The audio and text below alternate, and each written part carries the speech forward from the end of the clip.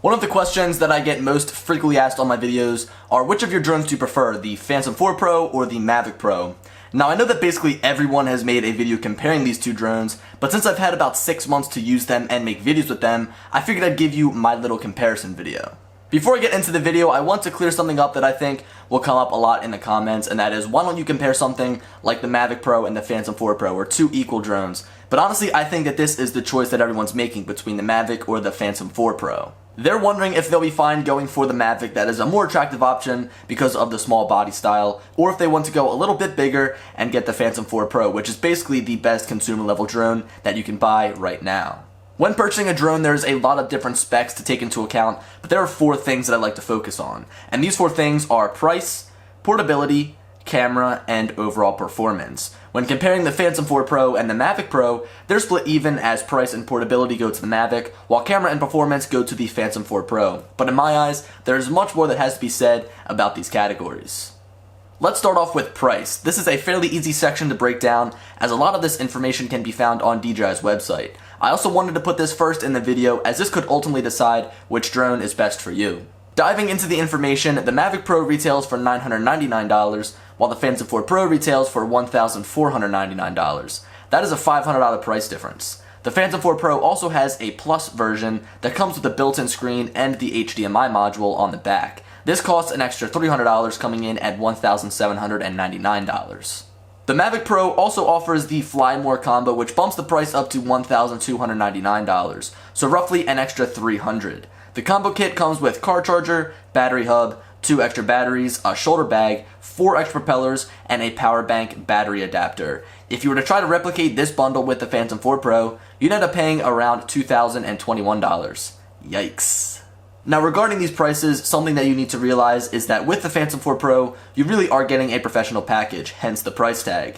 Even though the Mavic has Pro in its name, it falls just short of being a professional grade drone. Now I know that in the beginning of this video I said that right now the Phantom 4 Pro is probably the best consumer drone that you can buy, and honestly it still is on that consumer level, but the quality that you get is basically professional. Next up is portability, which is probably next in line to what everybody cares about besides price. Looking at both of these drones side by side, you can get a good feel for just how much smaller the Mavic is. It's not even the body that's smaller, it's the controller as well that folds up to be so small that it can fit inside of your pocket. Just because the Mavic is known for its portability doesn't mean that the Phantom 4 Pro can't be carted around easily too. In terms of size, this is a small package that doesn't weigh much at all. I think it comes in at around 3 pounds. Using a backpack that is designed specifically for a Phantom series drone makes it easy to bring with you wherever you go. As for me, I use the Polar Pro drone checker that has ample room for my drone accessories, camera, and even some other things like wires and battery packs. I did a full what's in my drone bag video a few months ago. The link to that will be in the description if you want to check it out.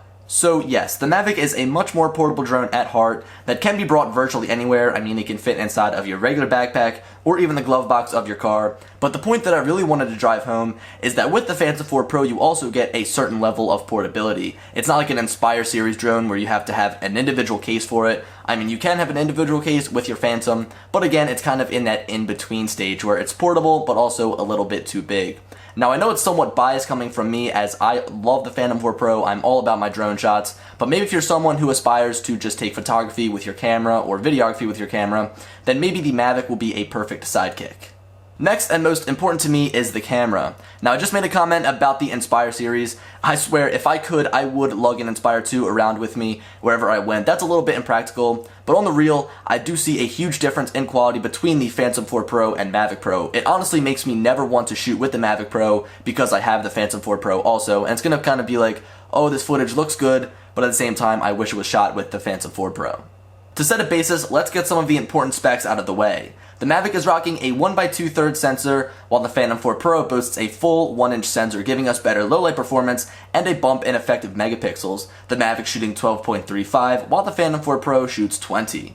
Both of the cameras are capable of shooting RAW, which is a plus, but on the Phantom 4 Pro you are able to capture pictures while simultaneously recording video, a feature that is important to some, but not many. With that being said, moving over to the video side of things, both cameras are capable of shooting in 4K, but with the Phantom 4 Pro we can shoot at a frame rate of up to 60 FPS, while the Mavic is still stuck at 30 FPS, just like most other cameras. I've got to say that watching 4K footage at 60 FPS is almost mesmerizing. I love it. When shooting at full HD, the maximum frame rate for the Mavic is 96 FPS, while the Phantom 4 Pro is a full 120 FPS, giving us beautiful slow motion shots, like this one here.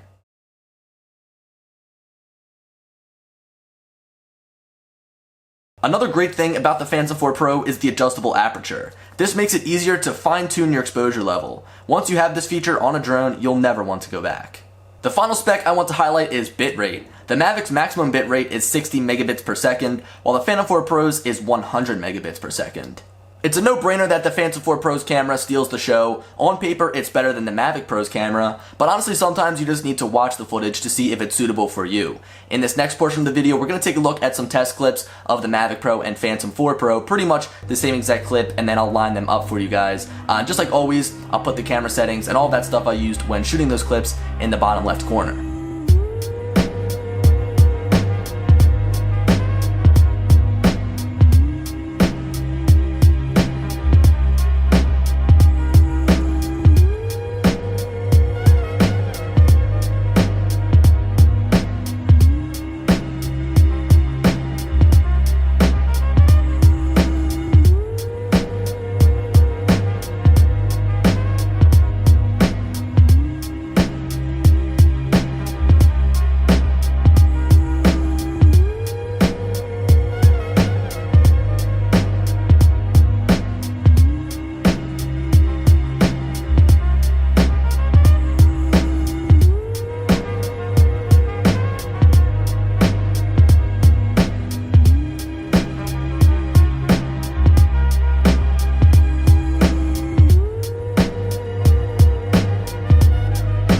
The test footage shown solidifies that the Phantom 4 Pro's camera beats the Mavic Pro's camera any day of the week, but honestly, the Mavic Pro's footage really is usable. If you're someone that's not a stickler about how good your footage looks like I am, then the Mavic Pro will probably be just fine for you.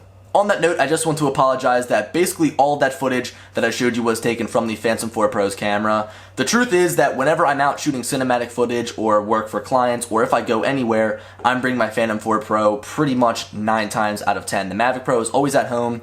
I got that and I had some very high expectations for it, but honestly, once I got it, first of all, my whole entire camera was messed up, the focus wasn't working, so I sent it back, I got a new one, and that one kind of has this weird orangish tint to it and it's not as sharp. So again, I'd use the Phantom 4 Pro more than the Mavic Pro, and that's all I gotta say about that. Now for our final category, performance. And this is a very broad topic, but I'm gonna focus on a few of the things that I look for in a drone, and some of the things that you should be looking for in a drone when purchasing one. First is battery life. The Mavic Pro's Intelligent Flight battery is 3,830 mAh, while the Phantom 4 Pro's battery holds 5,870 mAh. The advertised flight times are vastly different and it's noticeable. When I'm out flying the Phantom 4 Pro, I'm honestly shocked at how long I can stay in the air for. Out of instinct, I'll think I need to land when I actually have 40% battery left. The next performance spec that I like to look at is top speed. It's not all about getting footage with me, sometimes I do like just flying around for fun. The Mavic Pro's top speed in sport mode is 40 miles per hour, but I find it tough to reach at times. As far as the Phantom 4 Pro is concerned, you can easily reach 45 miles per hour, which again, almost feels like an understatement. I've heard of some people achieving a top speed of near 70 with favorable high gusts of wind, but I've only been able to reach a top speed of around 54 miles per hour. Aside from overall top speed, the top speed in P mode with sensors activated varies as well due to the Phantom 4 Pro's upgraded obstacle avoidance sensors. We can squeeze out 31 miles per hour, while the Mavic's top speed comes in at around 22 miles per hour in the standard mode. Although it doesn't seem like that big of a gap, it is very noticeable when flying. Another spec to look out for is maximum range, but there's no difference here as both drones are able to fly at 7 kilometers, which converts to 4.3 miles. Just a reminder that you must always have a visual line of sight when flying your drone. Anyway, those are the 3 big specs that I like to analyze when comparing or even buying drones. If you guys want to check out the full spec pages, I'll leave them down in the description or the links to go to the DJI website. It really does go in depth about some of the littlest things, and it's worth a read if you plan on buying a drone or even if you own one of these drones already. Aside from the direct comparisons that I made in this video, some about battery life, some about flight performance, there are some other features that I've found on each drone separately. Hang on as I go through these fairly quickly. The Phantom 4 Pro features 5 ways of obstacle avoidance with a pair on the front, pair on the back, IR sensors on the sides of the drone for use in specific flight modes, and a pair on the bottom. The Mavic only has forward and downward obstacle avoidance. The Mavic Pro features a brand new OcuSync transmission system, meaning that you can use the DJI goggles wirelessly. You can also pair multiple remotes and goggles when you want to share the fun with your friends. The Phantom 4 Pro has a 2.4 and 5.8 GHz frequency band, which gives you much more flexibility when you're in an area that has a lot of interference from other devices like wireless routers. The Mavic Pro has a built-in screen that shows important flight data. Some people may not realize how helpful this is until they've tried it. The Phantom 4 Pro's remote controller will charge up your devices, which is perfect considering a dead phone mid-flight is never a good thing. The Mavic Pro's remote controller can be charged via a micro USB cable, meaning if it ever dies while you're on the go, you can simply fill it up using a power bank. The Mavic Pro is able to be controlled with a smartphone via Wi-Fi connection. This isn't a direct replacement for the remote controller as your range is restricted, and it's a little bit weird having to use the touchscreen, but it can come in handy when you're in a pinch. The last comparison that I want to make, which was sort of an afterthought as I was shooting some of the footage, is the noise of these drones. Even when flying over at 400 feet, the Phantom 4 Pro will catch someone's ear. With that being said, the Mavic is much quieter. Here, take a listen. Headphone users, watch out.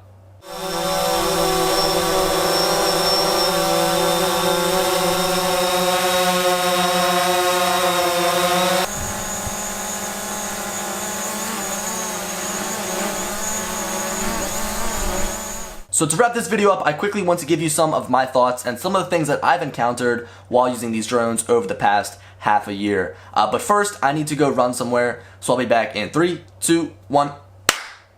Now, if this video seemed a little bit biased towards the Phantom 4 Pro, well, that's because it kind of was, as it is my favorite drone. It's the drone I use almost every single day, and hands down is the better drone in this comparison. I'm not sure what it is, but I'm still having trouble with my Mavic Pro. As I said, I returned my first one after I got it, probably a couple of months after I got it because the focusing was off on my camera. But anyway, there's these little bugs with the Mavic Pro, and it's some of the dumbest things ever. For example, when I'm flying around and I'm recording some footage, when I hit record and I'm flying around, everything is fine. But when I hit record again, basically to stop the recording, the camera basically disconnects from the drone, and in the top right corner where it says like your ISO value, your shutter speed value, it all says N/A across the board, not available. And then when I land it, I turn it off and then I turn it back on, it magically works again. So it's almost like the camera is coming disconnected from the drone, and I can't even adjust the gimbal tilt. So again, that's really weird, and that didn't happen with my first Mavic Pro, and now it's happening with this one, so I'm guessing it's just an issue I'm having with my actual drone. Now, just like any first generation products, I definitely would expect it to have some bugs here and there, but not as many as I've been experiencing over the past 6 months of using my drone. For example, I have the Apple Watch, I have the first generation Apple Watch, and there were a lot of bugs to begin with for that. It's also very slow. Honestly, there's really no point in having it. I basically wear it on my wrist to check the time every once in a while, and also set alarms here and there, but basically, it's useless. The next one that came out, the Generation 2, is faster, longer battery life, and is waterproof. I guess it's a little bit waterproof. So I'm definitely waiting for another Mavic to come out, but those of you guys who got the first Mavic Pro are probably feeling the pain of those first generation bugs. Now, on the other hand, with the Phantom series drone, there's like a whole different level of confidence when I'm flying that thing. I know it's going to be rock solid, I know I'm going to get some great footage, and I know it's going to be able to perform the way that I want it to. But for some reason, there's just these little things happening with the Mavic Pro that I can't explain. Like for some reason, I'll be flying, and the fastest speed I can get is 5 miles an hour. Like I know that wind sometimes plays a factor in this, but I'll be flying straight, and it goes and flies towards the left, and it's flying at like 5 miles an hour. So again, there's these little bugs with the Mavic Pro that I just can't seem to put my finger on. Now, the short answer that I give to people who always say Mavic or P4P is Mavic for portability and Phantom 4 Pro for camera, and that's basically all that it comes down to. Hopefully in this video I gave a more detailed response to that question, but basically at the end of the day, if you want portability, go with the Mavic, but if you're a real stickler for camera quality and performance, go with the Phantom 4 Pro. But guys, that's going to do it for me today. Be sure to leave me a comment down below letting me know what you think of both of these drones. If you already have the drone, which one did you buy? Or if you have both of them, which one do you prefer? Or if you plan on buying one, which one do you think you are going to go with? But guys, as I said, that about wraps this video up, and I'll talk to you later. Peace.